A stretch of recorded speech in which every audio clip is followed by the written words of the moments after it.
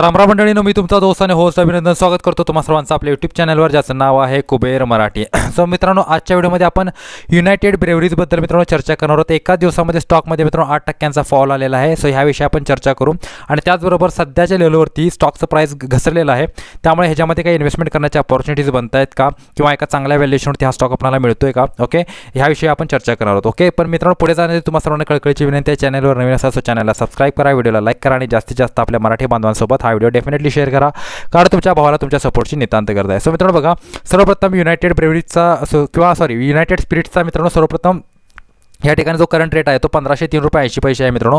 जर तुम्ही बघितलं मित्रांनो, एकाच दिवसामध्ये डायरेक्टली मित्रांनो गॅप डाऊन ओपनिंग या ठिकाणी स्टॉकने आज केलेली आहे आणि 8% फॉल या ठिकाणी या स्टॉकने आज आपल्याला दाखवलेला आहे. अर्थातच शेवटच्या काही काळामध्ये काही तासांमध्ये मित्रांनो ह्यामध्ये थोडीशी रिकव्हरी आपल्याला पाहायला मिळाली, पण अगेन मित्रांनो ही जी काही रिकव्हरी होती ती काही फार जास्त समाधानकारक नव्हती. स्टॉक आणखीन फॉल होऊ शकतो असं या ठिकाणी वाटतंय. सो मित्रांनो बघा, गेल्या काही दिवसांपासून मी तुम्हाला सांगितलेलं होतं की ह्यामध्ये एक इन्व्हर्टेड हेड अँड शोल्डर पॅटर्नचा फॉर्मेशन बनतोय. जर या स्टॉकमध्ये आपल्याला बाईंग करायचं असेल तर 1681च्या वर आपण या ठिकाणी बाईंग शकतो. पण अगेन मित्रांनो 1681चा जो काही ब्रेकआउट आहे तो या ठिकाणी झालेला नाही, तो ब्रेकआउट या ठिकाणी फेल झालेला आहे. आणि आता जी काही मित्रांनो न्यूज येते ती काय येते की महाराष्ट्र सरकारने जे काही लिकर स्टॉक्स आहेत किंवा जे काही मित्रांनो लिकर कंपनीज आहेत त्यांच्यावरचे जे काही लिकर प्रोडक्ट्स आहेत, ओके, त्याच्यावरची एक्साईज ड्युटी वाढवण्याचा निर्णय घेतलेला आहे. त्याचा डायरेक्ट फटका या युनायटेड स्पिरिट्स आणि इतर ज्या काही कंपनीज आहेत ज्या लिकर्स वगैरे बनवतात त्यांच्यावर ह्याचा परिणाम होताना आपल्याला दिसतोय मित्रांनो. ओके, सो आज मित्रांनो बघू शकता 8% फॉल या स्टॉकमध्ये आपल्याला पाहायला मिळतोय.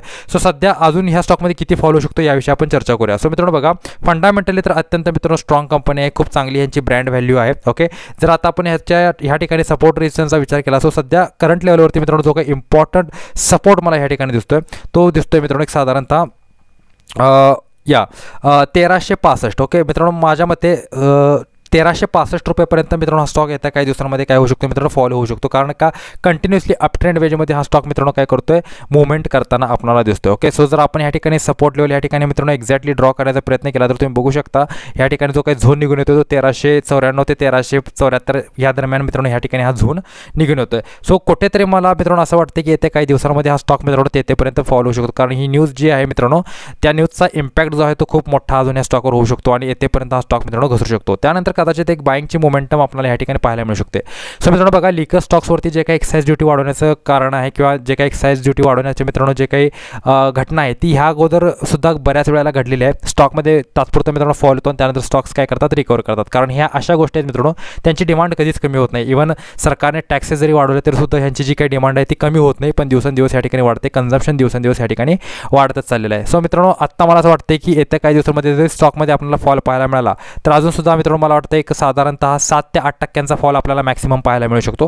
त्याच्यानंतर हा स्टॉक काय करू शकतो मित्र, पुन्हा एकदा रिकव्हरी करू शकतो. माझ्या मते 1300 रुपयाचे जे काही लेवल्स आहेत, ओके, माझ्या मते 1394 रुपयाचे जे काही लेवल्स आहेत किंवा 1374 रुपयाचे जे काही लेवल्स आहेत ते एक चांगले लेवल्स ठरू शकतात ह्यामध्ये इन्व्हेस्टमेंट करण्याकरिता. सो ह्या स्टॉकला तुम्ही तुमच्या वॉचलिस्टमध्ये ठेवू शकता, एक चांगली रिटर्न हा स्टॉक आपल्याला प्रदान करू शकतो. पण अगेन ही कोणतीही इन्व्हेस्टमेंट रिकमेंडेशन नाही, ही गोष्ट लक्षात ठेवा, कारण मी कोणताही सेबी अधिकृत गुंतवणूक सल्लागार या ठिकाणी नाही आहे. सो आशा करतो मित्रांनो हा व्हिडिओ तुम्हाला आवडला असेल. व्हिडिओ आवडला असेल तर व्हिडिओला लाईक करा, शेअर करा, चॅनलला सबस्क्राईब करा.